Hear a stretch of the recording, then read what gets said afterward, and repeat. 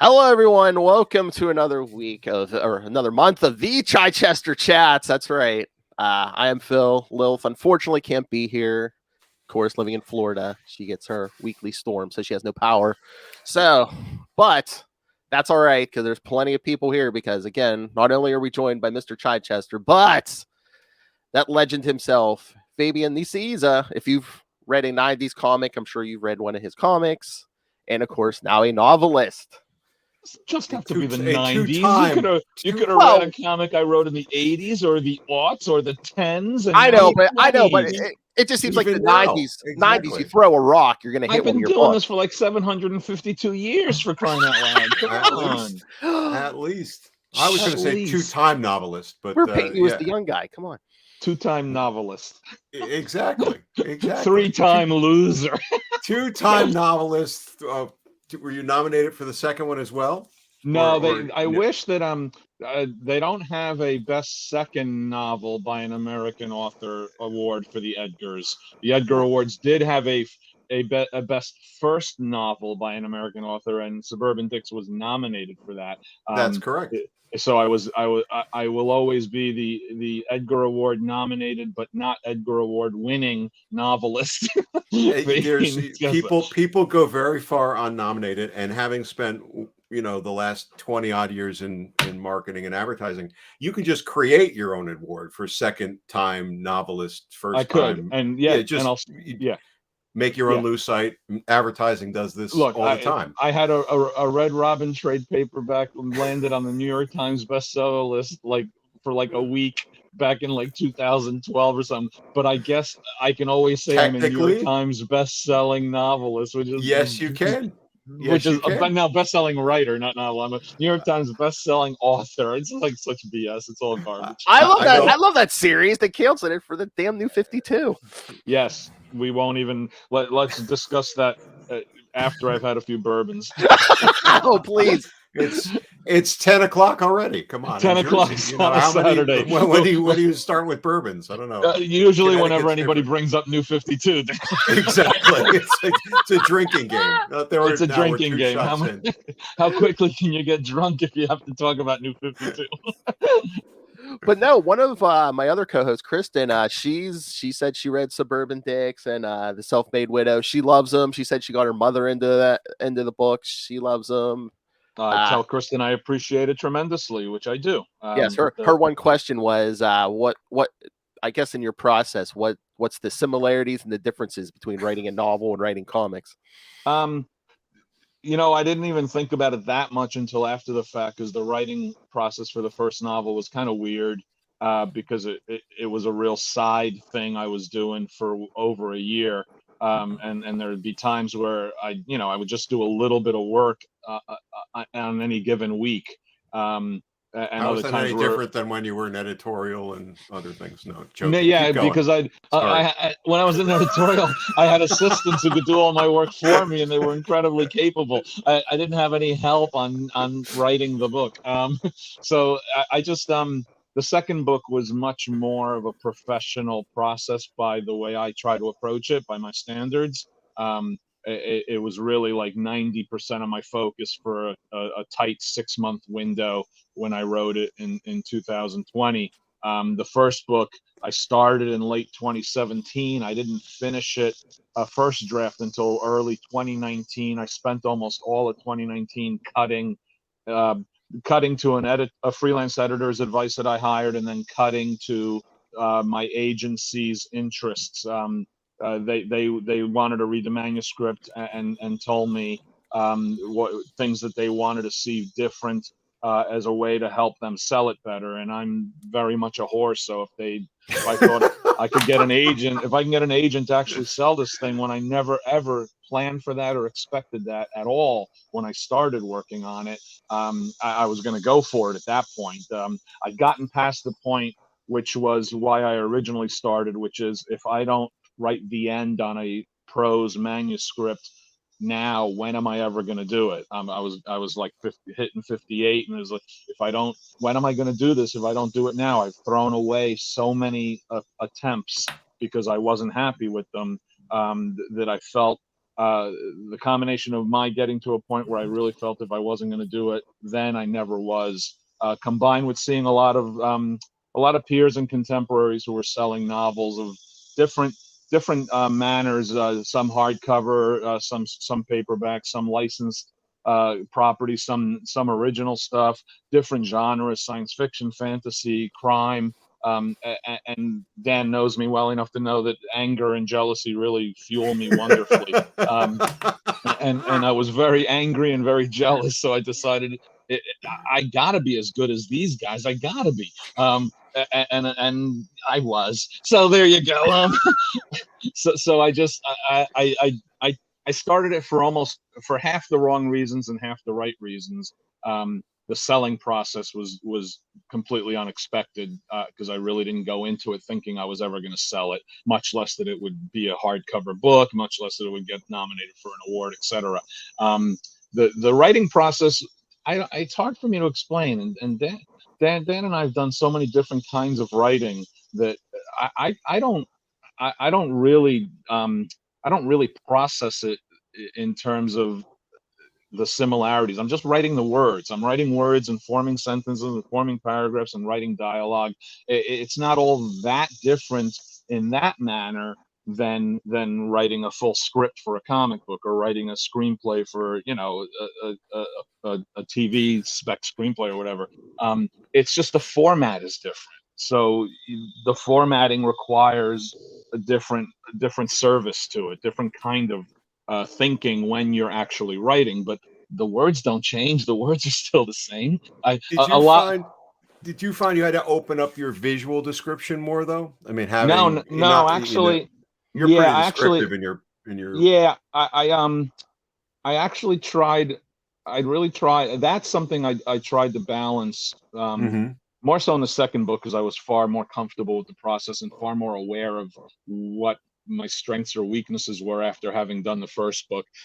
My first manuscript on the first novel on Suburban Dicks was like 540 pages or something.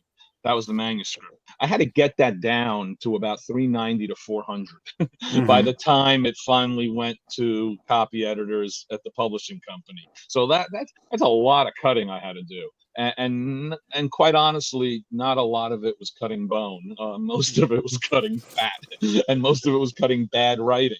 And as a result, it really taught me a lot for the second book and how to be a lot more succinct and a lot clearer. I didn't do too much visual description of setting and place, I don't think, because you were very spare in some. I mean, I haven't read the sequel yet, but it's interesting.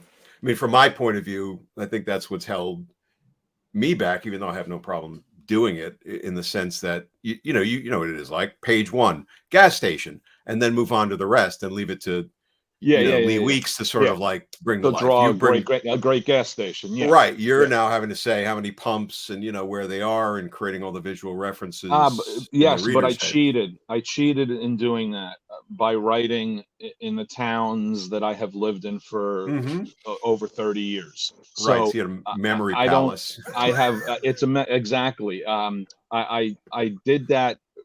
I did that for a lot of reasons, but absolutely one of the reasons was I thought that it would simplify my process. It would make it easier for me, because then knowing the place, I could then choose what it was I wanted or didn't want to say about it with an understanding of why I was doing that. If I make fun of the paint color on a municipal building, it's because I look at it every other day because it's right near where I live, and that 80s color just sucks by it, and so I'm purposefully saying what I want to say, and how I want to say it, because it lets me automatically cut the flotsam before I even hit the description. I tell a story that a few times now that I reread The Stand about a year ago, and it's the first time I'd reread it in 25, 30 years. The original.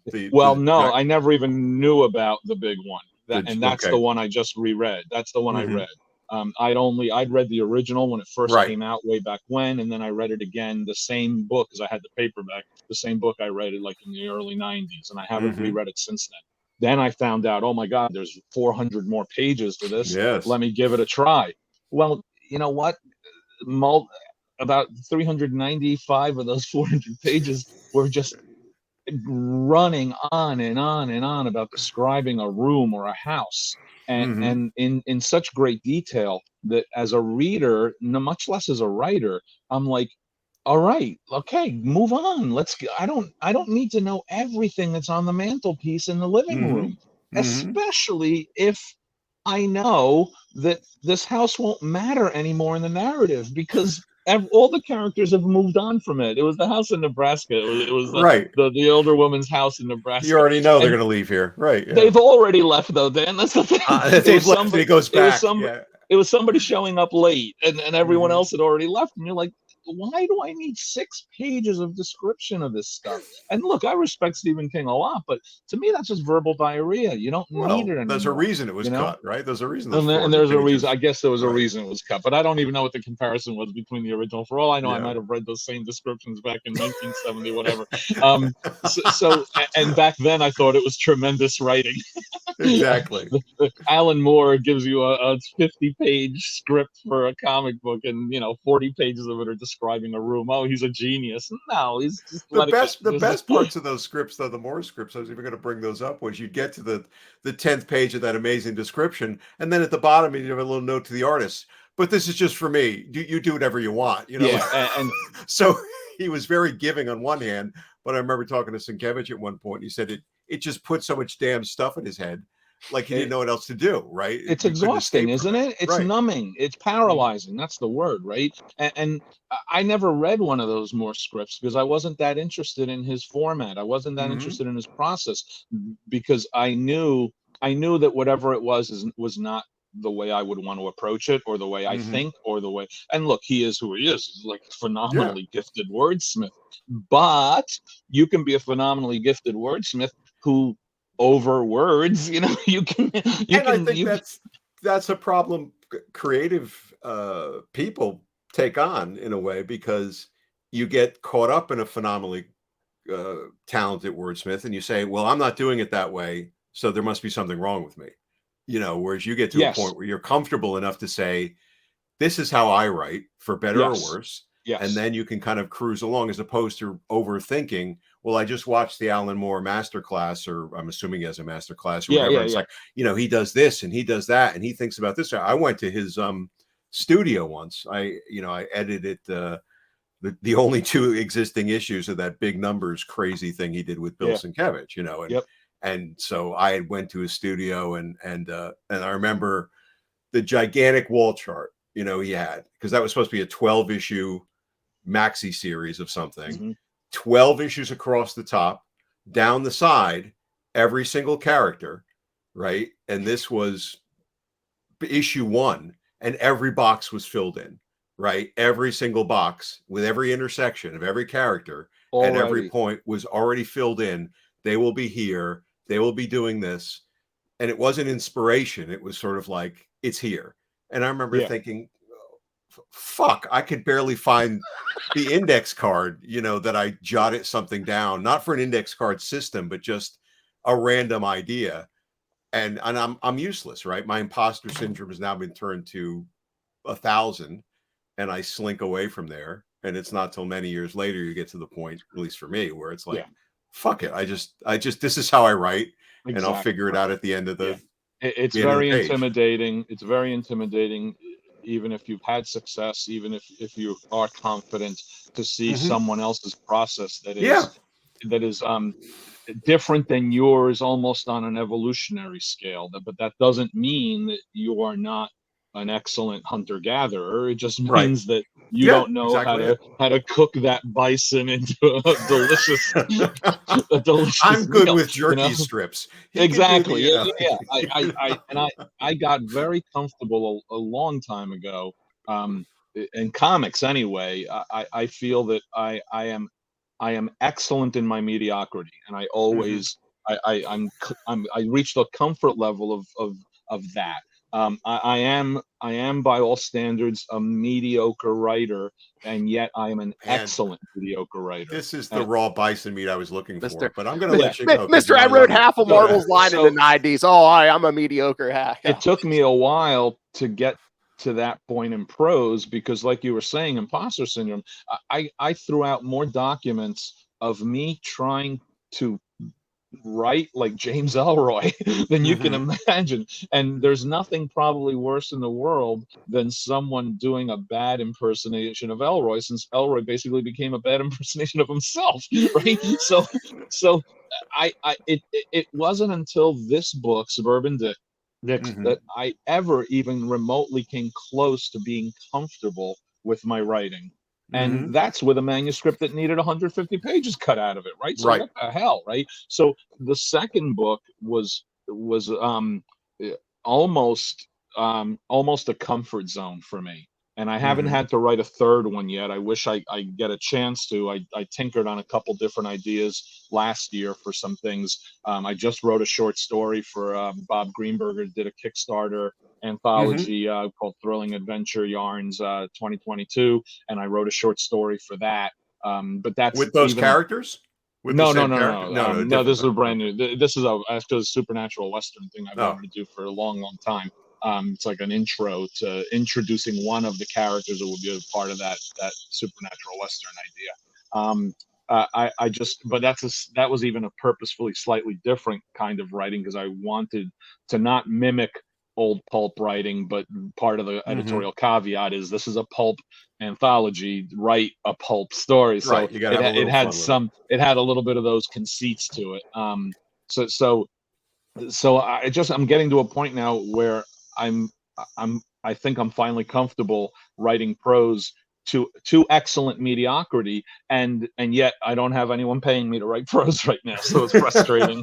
It's frustrating in that regard. But I'm excellently mediocre. Where's my money? I don't understand. Exactly, I'm excellently mediocre. Why aren't you giving me money to write something? So What is writing a novel a little more comfortable just because no matter what, it's all you, but like writing comics, you have to give notes to the art team, and it's like you guys were just talking about, you want to give them enough notes to get what you want visually on the page, but you don't want to like bombard them with like 10 pages of notes. Yeah, it became that way for me pretty quickly. It became probably the most comfortably personal expression of my creative interests and instincts, more so than any comic I have ever written in 35 years, and I've written over 1,000 comics. So my two books are more me than anything else I've written in comics, and I think I've written a lot of me in my comics. Even when it's work for hire for established characters, I've always found a way to try to have something to say and to try to say it in a way that hopefully engages your interest rather than kicks you in the groin or hits you in the head with a hammer, with a point of view. But all that being said, none of that even comes close to holding a candle to the simplicity of writing a novel that for better or worse is nothing but you. Yes, there's some editorial input into it, of course, and depending on the quality of your editor, it does nothing but enhance the work. Yes, there's marketing and sales requirements that you have to take into account, but there's no comics code of approval. There's no corporately hired editor who's in an untenable creative position as an editor at Marvel or DC. For the most part, there's none of that. There's no artist to accommodate. There's no colorist to worry about knocking everything out in browns and grays so you can't see anything on the panel. There's none of that. It's just your words and your characters, and it's pretty nice. It's pretty cool. See how freeing that is when you describe it that way, because from the other side, I think about it and my own restrictions or hesitations on things is I go back to that visual like aspect. Not that I have a problem describing things visually, but it's a great crutch, right? It's a great crutch to be able to say. It's a great crutch, right? Hyperspace cruiser, off the spirals of Venus or something like that, and that could be a splash page. Give them a little bit more room, even a spread. But you know, that's all you have to write in some ways. You know, you can add to it, but then you're just thinking about the beats, and you're not having to kind of bring all of that to life in a way that isn't awkward. Well, Dan, look, and it's still yeah, engaging. Dan, the short story I just mentioned that I wrote for Thrilling Adventure Yarns anthology is set in 1874 in Southwest Utah, Right. outside of a small town called St. George, and near the Paiute reservation area where they'd been forced to live.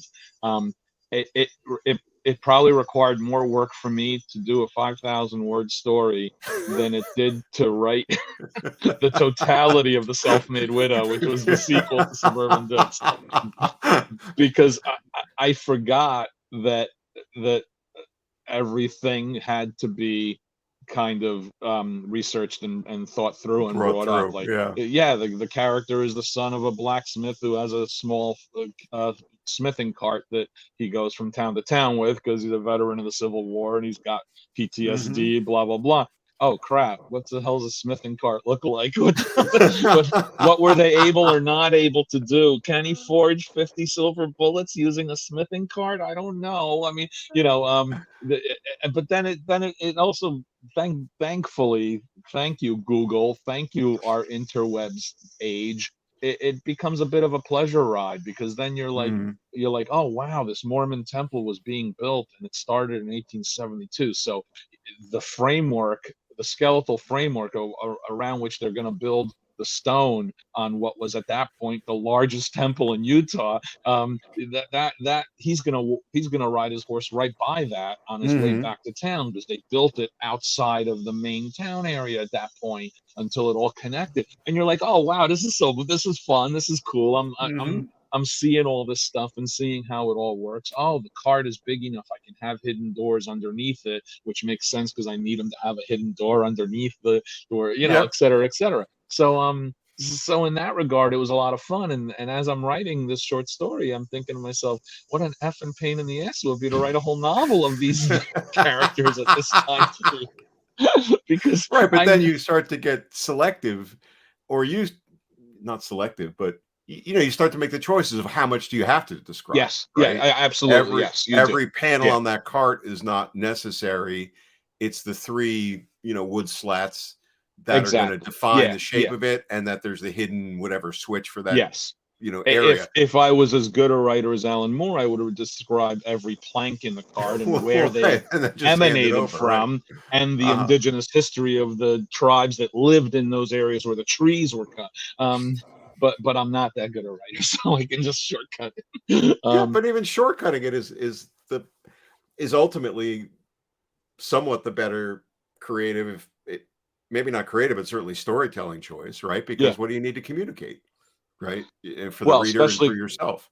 Especially because my 5,000 word story, the first draft was 7,500 words. I had to cut like 2,000 words out of the damn thing.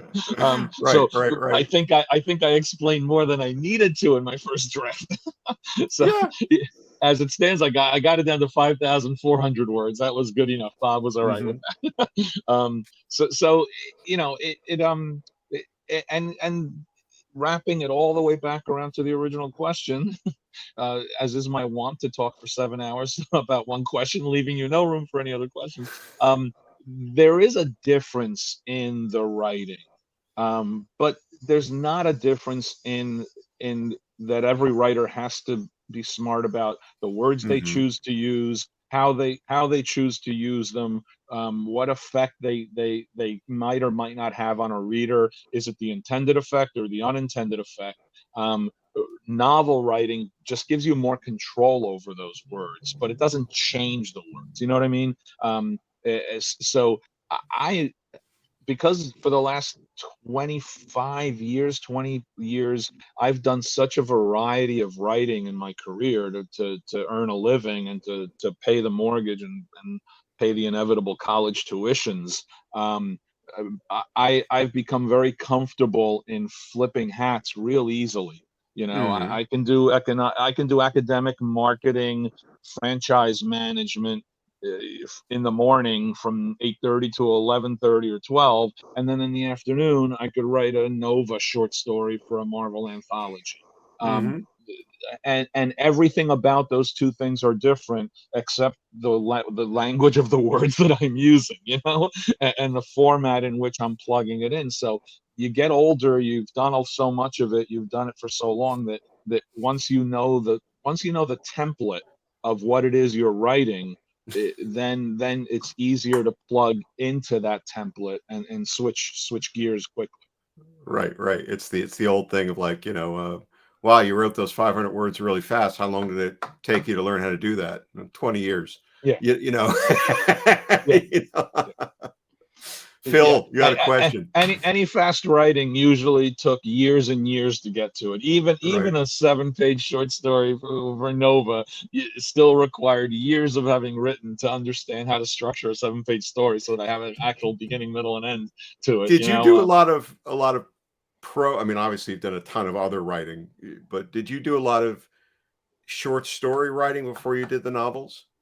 Like, No. what did you find? No, so that wasn't No, like sort of like the on back ramp. in college, I did a lot. In high Right. school and college, I did a lot of short story writing. But I took two short story writing courses in college, and I ended up producing. I just found a folder in my basement that had a bunch of my old college stories. I think I produced at least 20 short stories back then, but I never did it afterwards. But this wasn't like the ramping up to the novel. Like, I'm going to do some short stories that are going to get that working. You just really jumped in. No, but yes, I jumped in, Dan, but you got to understand, I had the idea for the book in 1995. Right. I remember I reading had the that. Yeah. idea for the sequel in 1996. So both those two books was not really jumping right in because you know how it is. Yeah, it's You been put percolating around. it's a pocket of your brain, or it's a folder on your laptop to make sure you don't forget those things, or it's some extra coins in your pocket that you just keep there in case you're going to need those coins. So it was never a matter. When I jumped into the book, I knew my beginning, my middle, my end. I knew my main characters. I knew their history, their background. I knew their conflicts. I knew the themes of the book already, and the themes had actually evolved over those years in a very good way, in a better way for the book, because the book originated as revenge against a gun club in my real life that was outdoor shooting, and occasionally bullets would come the way of our houses, and Nice. we lost a political fight to ban their outdoor shooting, and so that was my revenge. In my brain, my story was, what if we find out these old townies did something years ago that discredits them so badly that they have to shut down the gun club? That's what the original gestation of the whole thing was, and over time it evolved into a smarter, better story as a result of living in this area for the next 20 something years, Right. being in a minivan with a soccer team of a group of girls, and looking in the rearview mirror and realizing all 7 kids in your car are of different ethnic, racial, cultural backgrounds, all 7 of them. And you're like, oh, that's interesting. So those things all percolated over the course of time, but structurally, for both books, structurally, the foundations were there 25 years ago. I mean, I'm sure you're going to say it's not short, but I mean, the decades of writing monthly comics, is that like short story writing almost, like Dan was saying? I don't know. I mean, I would be curious to hear what Dan thinks about it, because for me, it's not so much short story writing as chapters of a whole. It's episodes of a weekly TV series. It's chapters in a serialized novel. It's chapter 2 of the way Stephen King originally released the Green Mile. Right. That's how I always thought comic book writing, but that's only for standard monthly stuff. You certainly can do miniseries that are different structurally. You certainly can do one shots and even self-contained issues of a comic that are a little different structurally. But even a self-contained issue done in one, as they call it in a comic book, still is beholden to what happened last month, and is still beholden to what you're trying to do next month. Mini series and graphic novels are probably closer to a separate creative structure than an ongoing monthly book is. And I haven't written ongoing monthly books in a long time. My last one was, I don't even know. I've done miniseries for the companies, but I haven't done an ongoing monthly. I'm working on one for next year for Image with Kurt Busiek, and it's the first time I've had to think about a comic book on a monthly basis. And it's not even monthly because it's Image, so you take your time and you do 6-7 issues, and then that's your trade paperback, and then you can go on hiatus for a few months, and then you do another 6-7 issues. So in some ways, it's not even technically a monthly comic, although the thinking process that goes into it is an ongoing narrative of these characters. And my brain is actually struggling to get back into that flow when I'm working on Free Agents, which is the name of the book. Because it's kind of been alien to me. The last monthly book I wrote was Legion Lost, and that was 2012, and I quit it after 3 issues, but I really quit it after 6 issues. Get that bourbon, get that bourbon out. Get that bourbon out. Get the bourbon. Get the damn. Where's the damn? It's the there's a bourbon. You got the quiet quitting going on from them. Straight vodka. Yeah, nice. No, it wasn't quiet quitting then. I quit after I submitted the script for the 3rd issue, and the editor, Brian Cunningham, who was really a good editor and a good guy, and he deserved far better than having to work on New 52 and that editorial administration. He said, seriously, can you at least do through issue 6 so we have a trade paperback, please? It's going to look so bad. We're having so many people quit or get fired off their books after just a few issues. And I'm like, well, maybe that should be telling you something. Exactly. Like, no, we know. I was like, yeah, you know, but you're not doing anything about it.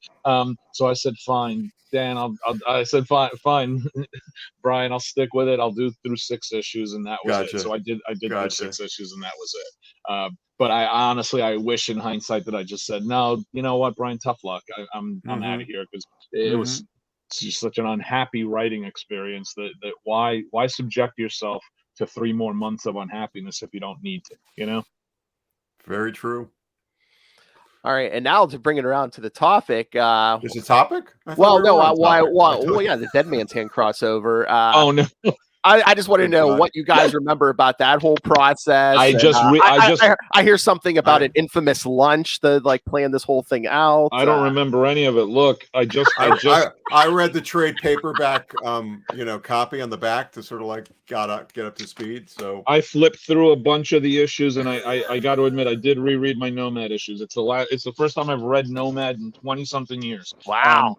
I told you guys on my emails that, like, I didn't remember anything of this, except that I think it was all my idea because I wanted to get Nomad sales to stay higher and not have that post 2nd, 3rd issue drop off. So I think I wrangled these guys into agreeing to do a crossover. That sounds right. Having said all that, I will say that it's probably a perfect example of the second worst reason to do a 90s crossover that you can imagine, which was I want to keep sales up rather than this is really good and important for the characters and the storyline. The worst reason to do a crossover, which Dan will agree to after the fact, is when Upstairs demands that you have to have a crossover to make a quarterly budget estimation or to exceed a quarterly budget estimation so that the stock can go up, so that billionaire scumbag Ron Perlman can make more money off of his raping of your company. That was the single worst reason to do a crossover. But that would be great back cover copy, for promotion. So scumbag, Ron Perlman, can make billions. That's why we wrote this story. I would agree. I do believe you wrangled us. I think I told Phil and Lilith that before, but I also said this was just one of the, from what I remember of it, beyond the fever dream of that back cover description, which just sounds like total insanity as a story. Was we just like BS over lunch and just said, okay, we sort of like had all the story beats and just handed them out to each other, and then just probably stayed in touch to make sure it all coordinated. It was one of the easiest things could possibly imagine of look, and I got to doing be it. honest with you, just looking through it the last couple days, and it's the first time I've looked at it. Like I said, since we published this thing, I was actually surprised by two things that I didn't remember. Number one, we didn't tell it in a linear fashion. Mhm. We allowed each book to be telling its own story, and wherever characters overlapped were at different points in the different books. Mhm. And I found that interesting. So like Punisher and Daredevil overlap here at the cliffhanger of your issue, just as a hypothetical. But in Chuck's, or in was it Chuck? Yeah, in Chuck's Yeah. issue of Punisher War Journal, that event takes place in the middle of the story because it's a natural flow to what he was doing. Right. So I do, and that made me remember that we talked about it as if look over Las Vegas and see Mhm. all these idiots running around like crazy, and you overlap, you cross streets here or you cross paths Right. there, and it's a big picture that we're all telling in individual chunks in our books. So Mhm. I forgot all about that. I thought it was a linear crossover, like The usual Executioner's baton Song or pass, something like right? that. Yeah, Yep. and Mhm. and it actually all flowed in terms of that aspect of it. It all coordinated, it all worked, which, and I just thought of this last night. I was looking at the last couple issues last night and I said, holy crap, we're pretty freaking good writers, because we were able to navigate this and make it work smartly and not contradict the story, not Mhm. contradict each other. That's so rare in a crossover. Well, So I think you hit your goal. I mean, if you wanted to, get more eyes on Nomad, I think you succeeded, because as a reader, I liked it because, some of those 90s crossovers, you could lose the flavor of your book. I mean, each one, your Nomad issue were Nomad issues. Daredevil issues were Daredevil issues. yes, they were. Yeah, Yes. you're right about that. And all three books retain their distinct personality. It helps that two of the books have first person narrative. And that really helped. The other thing I noted, it was so interesting, like watching Scott's evolution as an artist taking place, and Oh yeah. where What he's he trying ended out. up, where he Mhm. ended up from where he started out. And we're still it felt like, while I was looking at this without knowing the exact issue numbers, I didn't look at the issues before this, I just looked at the crossover when I looked at the Epic collection. It almost seemed like he was starting to find his visual voice during the crossover in a way, because he started to experiment a lot more with blacks and a lot more with panel layouts. And I think he got there so much quicker afterwards, especially when you change the costume. I remember all that. I haven't looked at these issues in 25 years, but I remembered the distinct change in his art style. Mhm. And in my mind, an improvement on his art style, an evolutionary improvement on his art style, which you always want to see with artists who Sure. get their first Sure. monthly gigs, and how that actually helped and affected your writing of the book, because it got sparser and tighter and leaner and a little meaner. Mhm. And now it made me go, shit, I want to read the Daredevil issues after this. And they I get want to meaner.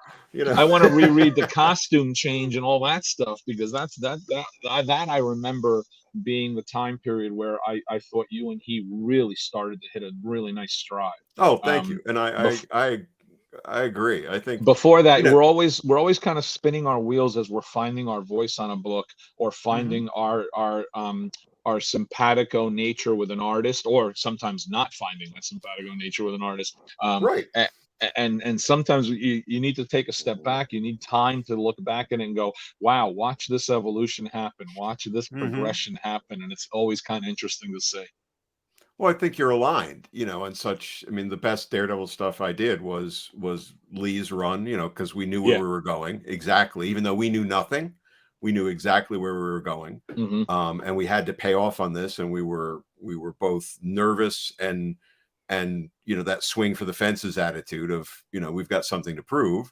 And then I think in this zone here, and I'm not blaming Scott. Scott was a great partner, but he was finding his way, so I was finding my way. He Yep. was starting off in this kind of, I've always looked at it as like a Mark Bagley light sort of almost approach. That was kind of stretchy characters. And yeah, I think he is experimenting here, but it would be when we would do the break with the costume change, the Fall from Grace stuff, that would be everything was just aligned exactly around that. So Yeah. you line up with somebody whether you consciously say we're doing this or not in this way, if you're with the right person, you do sync up. And I think I was fortunate enough to be in that place. I hadn't really thought about that change of his beginning here, but I think you're right. You know, he was. I started to see it. I actually started to see it during the Dead Man's Hands issues, only because there's instances where it looked like his attempt to visualize Daredevil's powers in a way that was going to be more unique to him as an artist. Right. His use of far more spotted blacks, which was to the benefit of both his art and the book. It also made Bud start do less line work, because every inker back then thought they were being paid by the line. They had no choice but to ink that way because everybody was inking that way, and often it just made the pages just look like a mess. And I think that leaning into that almost noir approach, that starker silhouetted black and white approach, not only was it perfect for Daredevil, but it ended up being perfect for Scott as an artist. So it was cool, you know. And then it made me think of, like, how many issues in a row how many issues did you and Scott do together? Like, you did a year and a half, 2 years worth of issues. Yeah, at least, you know. Because I had about 7 artists in a 25 issue run of Nomad. And you never get momentum, and if you do have momentum, and then they drop it on you, and then you never feel like you're getting a flow. You're always starting with a new artist. Right. And it was really, really annoying. And you know, it is what it is, especially back then. Nowadays, most artists think a 3-issue run on a book is their year's work. It's heavy lifting. Yeah, it's like it's heavy lifting. Yeah, we're done. I don't know. I'm taking a break. I just did 3 issues of Avengers. I'm gonna have to take a break. Well, I mean, we've talked about it before, Dan, but Fabian might be the guy to really talk about this. Like, you know, we've discussed back in the 90s. Is this my mullet we're going to talk about? Oh no, we can talk about that. No, like, you know, the 90s, especially this era, it's like, if you're not Spider-Man or an X book, you're not getting a ton of promotion and stuff. So, I mean, were they giving you a lot more help on like X-Force and then like Nomad, or, you know, promotion, or? Yeah, but no, look, I was Marvel's advertising manager for 5 years. I think Dead Man's Hand might have been the baton I passed off to the next advertising manager, was Dana Moorehead. And I think he did the promotion on this. We got posters and we got posters, trade ads and stuff. That's a fallacy that is promoted by people like me, Phil. It's promoted by creative people who feel they didn't get promotion or didn't get enough promotion. And guess what? That's every single creative person ever who has ever done anything ever, right? I feel the same way about my second book right now. Didn't get enough marketing, didn't get enough. Okay. But as Marvel's advertising manager, I can tell you that I budgeted based on the money that I was going to have as fairly as I could across the line for big events, individual title launches. I had to have a separate budget section for Epic. I had to have I had a plan for new book numbers that you knew you had to put X amount into. One of the reasons we started to do marketing campaigns in the late 80s was because we discussed it between promotion and sales, and we even talked a little bit to editorial about it, but not much, because editorial would never have understood it. It was very labyrinthian and intelligent for them. This was before I became an editor, Dan. After I became an editor, promotion and marketing was doing nothing for me. Can't believe my books are suffering. Who are these people? We created the marketing campaigns like Heroes for the 90s, where we launched one new title from January to June, because it allowed us to, from a financial standpoint, lump multiple titles into a campaign and get all of them equal amounts of attention. Let the weaker ones benefit from the stronger ones. Let John Byrne's name attention on She-Hulk benefit Jim Valentino's lack of name attention for Guardians of the Galaxy, that kind of thing.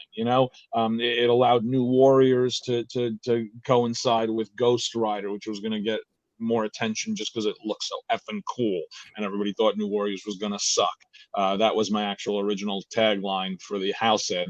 It's not gonna suck like you thought it was gonna. So it's just a fallacy. The truth of the matter is that when you're publishing 60, 70 titles, you cannot promote every single title every single month. So you have to give promotion and sales departments something to sell.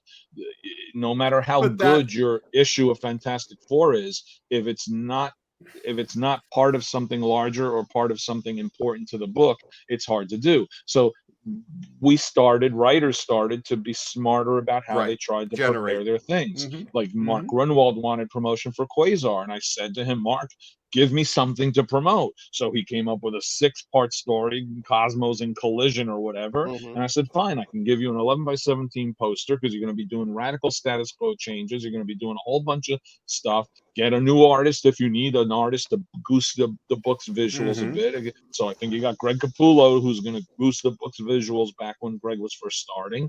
And so Mark gets some promotion for Quasar, which he wouldn't have gotten otherwise, because I'm not promoting an issue of Quasar. I'm promoting 6 months worth of Quasar, So Dead Man's Hand really was born of that in me. Yeah, totally. Like, how do, 3 months, 3 books, 3 issues each book, that gives us some sustained attention.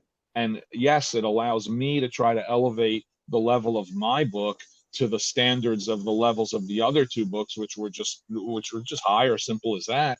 And so I benefit from that, but that doesn't hurt Daredevil or Punisher, or hopefully you hope it doesn't hurt. You hope it doesn't hurt Daredevil and Punisher. So that's the secret. Big events and crossovers. It's like, just give me a package. I can.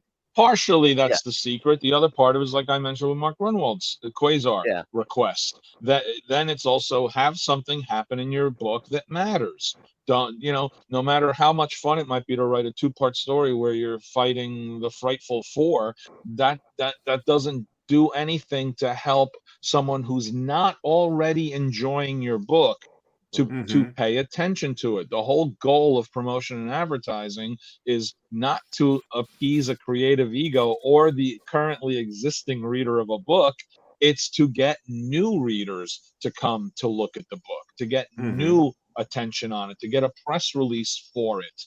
You're not going to get a coverage in Amazing Heroes fan magazine or whatever, or an interview with Mark about a storyline if it's a 2-part story where the Quasar's fighting the Frightful Four. So it's not going to happen. But if it's a 6-part story where Quasar gets his hands cut off and loses the quantum bands and dies and meets death and entropy, then all of a sudden, guess what? You're giving me a reason to promote Quasar because new people might take a look at it. I just jotted that down just in case, good stuff. I believe Dan and we had these conversations at quite elaborate lengths back in the day.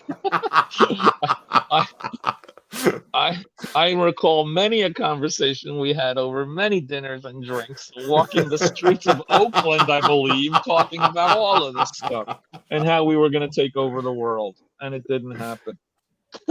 We took over our own world, right? Yeah, well, I mean, Dan, I think you always say, it helped being an editor. You got that, to see things from that side of the fence. Oh, absolutely. Fabian, I'm guess from that whole conversation, I'm assuming, working in marketing, that helped you promote books, and I know what they're going to want to see, and what they're going to push, and a little of everything. Yeah, I feel very, very fortunate to have had the experiences that I had internally at the company, both good and bad, and there were plenty of good and there were plenty of bad, both as an advertising manager and as an editor, and then even as a consultant, which I did for a year, which was like interdepartmental ombudsman, because all of that really gave me a tremendously important perspective on the totality of the process, not just a myopic, self-centered, self-interested approach, which quite frankly most freelancers have, and it's understandable why they do. I've been a freelancer for 20 plus years, but it's also an incredibly limited perspective that a freelancer brings to the table. And it's also an incredibly limited perspective that a staff employee brings to the table if they don't have external freelance experience, if they don't have had if they haven't worked out of their home by themselves for as a freelancer looking for work or trying to keep work. That also really helps. It helps you understand the process. It makes you better at your job if you understand all aspects of the process, not just your own responsibilities and not just your own way of living your life. I commute into the city, I go into the office, I work, I leave at the end of the day. I'm not thinking that much about the writer sitting at his house by himself or the artist sitting at his table exhausted with a 2-liter bottle of Coke down by his foot, freaking diabetes waiting to happen. Jesus. And they don't think too many editors don't think that way, and too many freelancers don't think the other way. I feel very fortunate that I've worn so many hats in this industry for so long that I think I have a pretty fair, objective perspective on the responsibilities that you have and the burdens you have with every different hat you wear.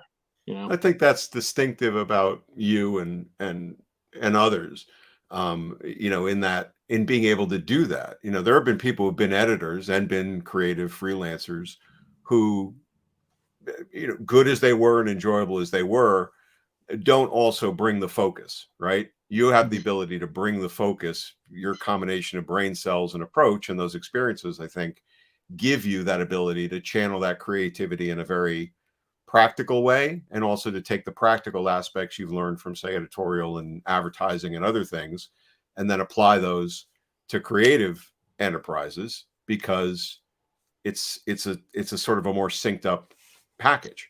Other people who've done that, I don't think can do that in the same way. And look, I learned that real quick at Marvel, but part of that was the good fortune of having a job in a kind of a new department that was growing with me as a part of its growth.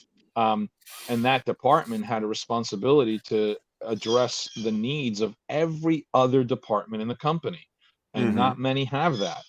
Direct sales really only sells comic books and trade paperbacks to comic book shops. Newsstand sales really only sold comic books to new.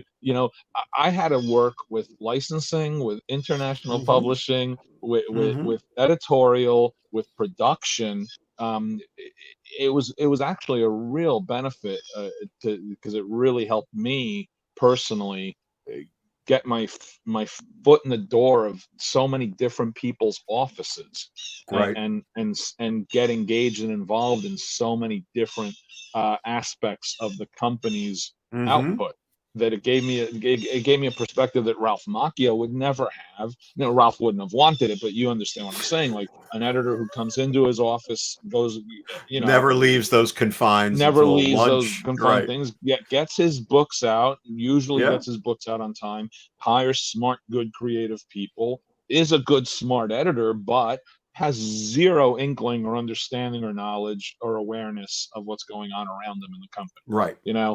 Exactly. And like I said, some people want to work that way, but then there's other people who have opinions on everything with no informed basis for those opinions. And they work in the company too. And you got to deal with those people all the time, and I had to deal with those people all the time because I was right before I'd been in their office. I'd just been in licensing to discuss, what we needed to do to blah, blah, blah, blah, blah, promote their this or that, or their trade show. And it made me realize really quickly that only certain people have a bigger picture perspective. And that benefited me, quite frankly, because I was able to use that to my advantage whenever I kind of wanted to, because I could lie my way through pretending I knew something they didn't know, or I could tell the truth and know something that they didn't know, and it gave me internal leverage. I think that's a good way of saying. I was going to say Machiavellian manipulation, but that doesn't sound nice.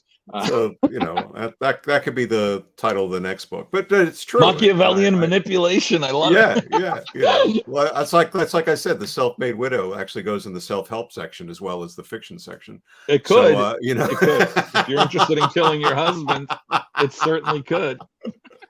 But I think that's intuitively I understood that, but when you articulate it that way, it's something I hadn't really thought of in that way, but it's true. There is a very insular nature to different editorial offices, even on the business side or the different business units side, and your ability to get exposed to so many of those people and personalities and play that or just become informed by it helped keep you extremely involved, but also separate enough that you could see even more of the big picture than even the smartest.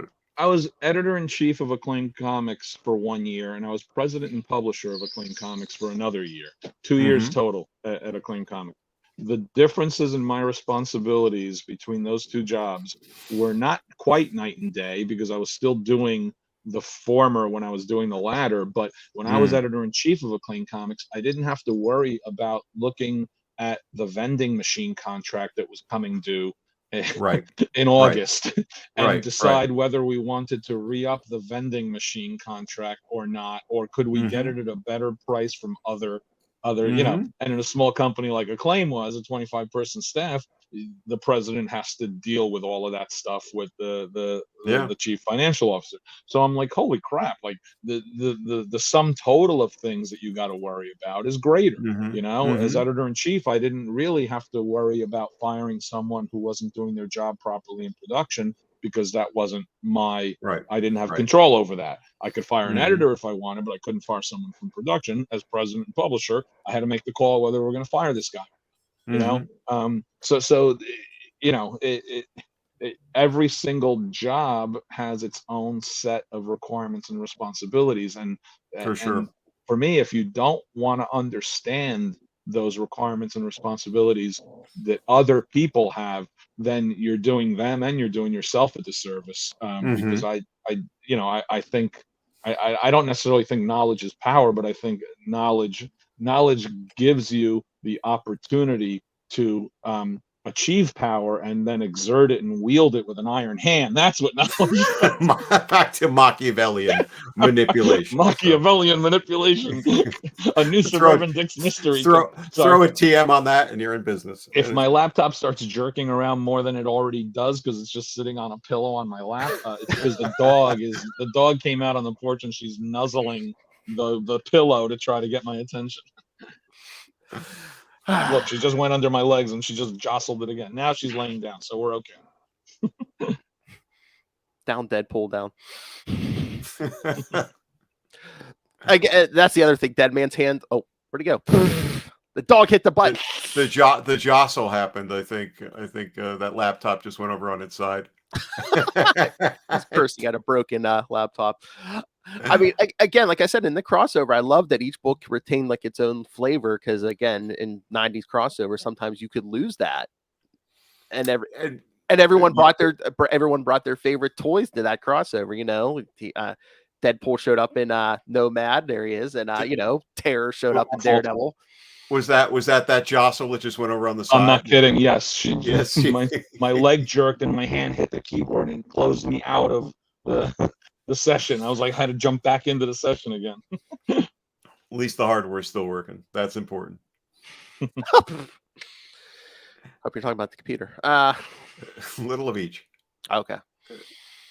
But yeah, I've just enjoyed this conversation sitting here again in 1992 reading Dead Man's Hand. If you would have told 14-year-old me that I'd be sitting here talking to you, I would say you're a effing liar.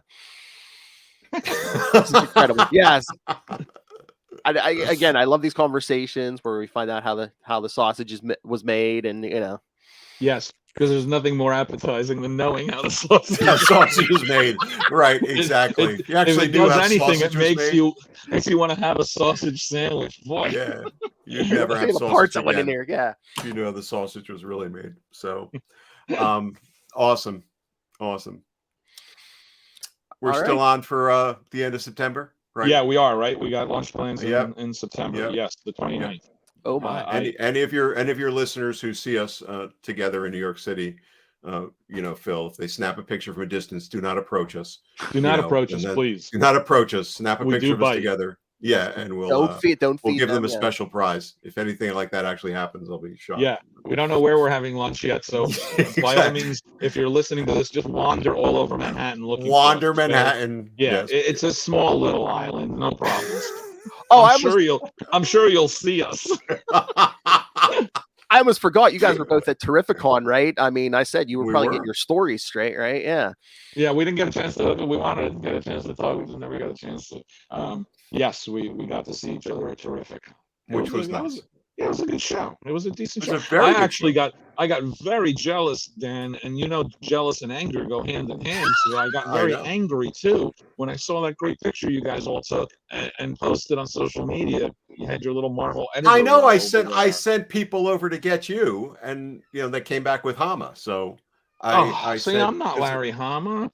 It's it's that usual Asian Argentinian prejudice where everyone thinks we look alike. There's a confusion, there. I would have loved to have been in that picture. I would love it too. I was trying to get everybody in on that, and it would have been really single cute selfies. So I said we got to get everybody here. We're all in this place, and it was a really good picture. I really like it. Yeah, it's a really good picture. Are you going to Baltimore? Are you going to go to the Baltimore? Everybody says Baltimore, and I've never been. The only two shows I've been to in 20 odd years, Fabian, were those two Terrificons. The one the year before. Not even New York Comic Con. You haven't gone to? No, I've been. So I get a lot of "You're Still Alive," that type of thing. That's always a good thing. So I'm kind of like a rare commodity for Baltimore's a good show. Baltimore's very similar to Terrificon in some ways, just a little bit bigger. It's very comic book focused and comic book centric. I've heard good things about it. Everyone kept saying that. They're not shows I do. Those aren't shows I do great at financially at the table the way I might at New York Comic Con or a smaller show even, because I cater more to civilians who know Deadpool but don't have a clue about comics. But for the same token, in Baltimore, you get to see a gajillion people just like you do at Terrificon. So that aspect of it is nice. If talking to other human beings is something you like to do, for me personally, it's something I try to avoid. But other people may really enjoy that. Enjoy the hellos, yes. So it's a good, so it's a pretty good show for that.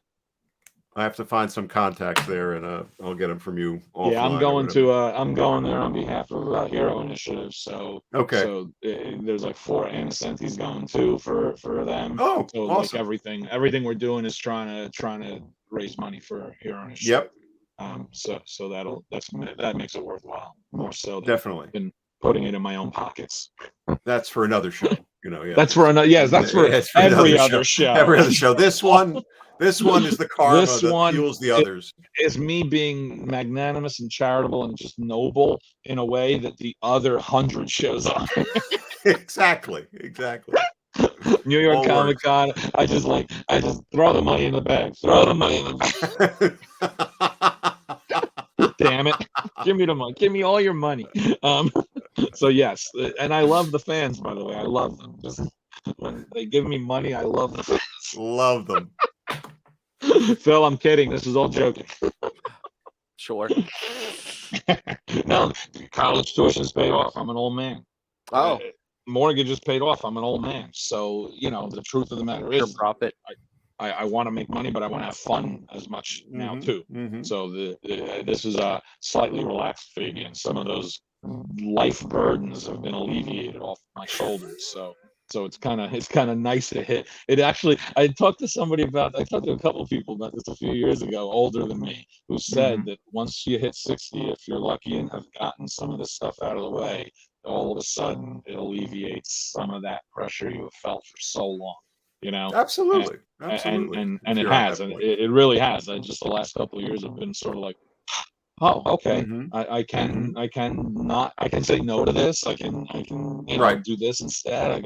Or I can do nothing. Like yesterday, I had stuff I had to do, and I ended up doing nothing. I read a few issues of Dead Man's Hand. That's it. Hey, next month we're gonna talk the Daredevils coming after this, like Daredevil 312 and 313. Dan, that's what we're talking next month.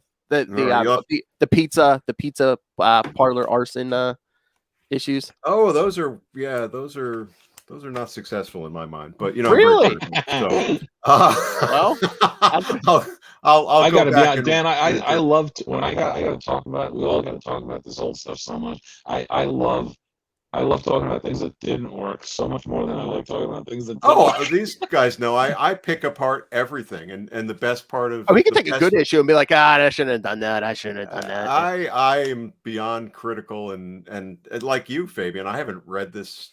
I don't. A lot of these things I never read. I wrote them.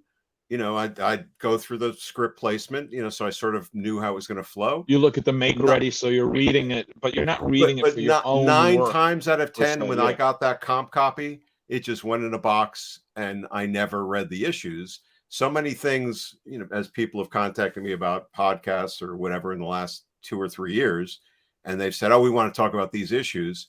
That's forced me to have to go back and reevaluate stuff in hypercritical, more informed ways because of who I am. But also some of it's like, well, actually, that didn't suck as much as I thought it did. Yeah, there's a little bit of all of that. Yeah, that wasn't there's- as bad as I recall it being, Yeah. And that wasn't as good as I recall. I thought it was. No, I never have that.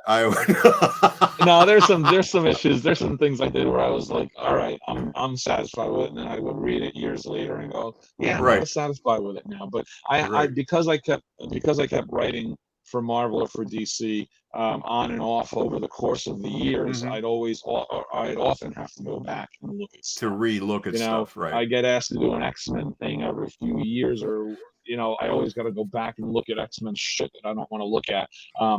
But I have to do it in order to remember what I did, because 9 times out of 10 when they're asking me to do something, it's set during that time period. So I've done a little more critical analysis of my own work after the fact, mostly because I had to read the issues, but there's still runs that I haven't read. I haven't read any of my Nomad work in 20-something years because I've always said it's the one book that it's the only book that if I was asked, do you want to do it again, I would say yes, because I would do it better. I would do it differently. I'm a better writer now. I'm more experienced, and that book would have benefited from that. Other titles, not so much. That, and I haven't really reread my Thunderbolts run because it hadn't been collected. But there's a new omnibus that's coming out come out, which has all my issues in it. And I'm kind of looking forward to Marvel sending me my one comp copy sometime. Exactly, they're very generous. Yeah, and I should get it sometime in the next 6 months, I'm sure. From Midtown Comics. Yeah. Usually you gotta like harangue them and say, I haven't gotten my omnibus, guys. Am I gonna get an omnibus, please? And when I get that, I'm gonna actually look at those. It was me and Mark Bagby and me and Patrick Zerker for a huge chunk of issues. And I haven't looked at those in a while. And I want to, because I recall it being an absolute ridiculous clusterfuck of plot manipulations, most of which didn't work, many of which worked wonderfully. So I want to reread it out of curiosity for that aspect of it more than anything. Worked for me. I mean, yeah, they might be collecting it. I think it's the 25th anniversary of Thunderbolts. So yeah, there might be some. Yeah, is it real? Okay, I'd like the original stuff. Yeah, I'm looking forward to the movie coming out because I'm going to be an absolute afterthought. Kurt and Mark created it, and Warren Ellis turned it into Suicide Squad, and I only wrote 75 issues in the middle. So I'm gonna be like an absolute afterthought, and I wrote more in Thunderbolts I think than Warren and Kurt combined. So it's going to be kind of fun. It's going to be a name at the end of the credits there. Talk about jealousy and anger, Dan. It's all there. It's all there. All right, guys. It's awesome seeing you again in this little window. I look forward to seeing you in person. I look forward to seeing you in person too. It's going to be. Let's make some time, and because I'm really going to enjoy that. Yes, thank you for taking time. It's the day for me, Dan. It's going to be why I'm going in the city. We're going to me too. We're going to chill and enjoy. All right. Awesome. Phil, thank you for having me. Thank you. Hey, tell them, push Suburban Dicks again. Tell them what they need to read. By the way, summer, read Suburban Dicks. I just have to say, as a reader, yes, go. Good summertime reading. Suburban Dicks and The Self-Made Widow are both out from Putnam Publishing. They're available where all books are sold. Suburban Dicks is in paperback too, so you can get that as well if you want. If you want to not spend money on a hardcover, I totally get it. Twice. You can get it as a paperback. And Self-Made Widow, if you don't want to spend money on a hardcover, you can get it as a paperback sometime next June. So they are very different than what you might think of me as a writer, and yet they are 100% me. So I think if you read them, 89% or 90% of readers on Goodread have liked them. So chances are pretty good you'll fall into that 90% who have enjoyed them, and not the 10% of evil, diuretic bastards who haven't liked people. it. Bots. Jealous and angry people who Yes. didn't like Suburban Dicks and Self-Made Widow. That's 10% of them. Gave it 2 stars or 1 stars. Everyone else gave it 3, 4, or 5 stars. And it probably was like, oh, Deadpool didn't show up or something, you know. Something like that. No, mostly actually, especially for the first book, it was white people who didn't like seeing white people be bad guys. Honestly, Awesome. That was the gist of most of their complaints. Damn white. So anyway, give it a try. I hope you enjoy them if you do. Do not even go to me, Phil. We cannot follow that up with any self-promotion. It's all about those books. So go for that. You know. Thank you. Appreciate it. All right. Again, there's show notes. We know where to find Mr. Chichester. All right. Yes, thank you. But gentlemen, thank you. It'll be wandering the streets of Manhattan on the 29th. Just look for Exactly. Hey, record that conversation, man. I'll make an episode out of that. Take care, guys. Everyone All right, have guys, a good day. enjoy your weekend. I'll Take see you care. next month, then. Bye-bye. All right. Bye-bye.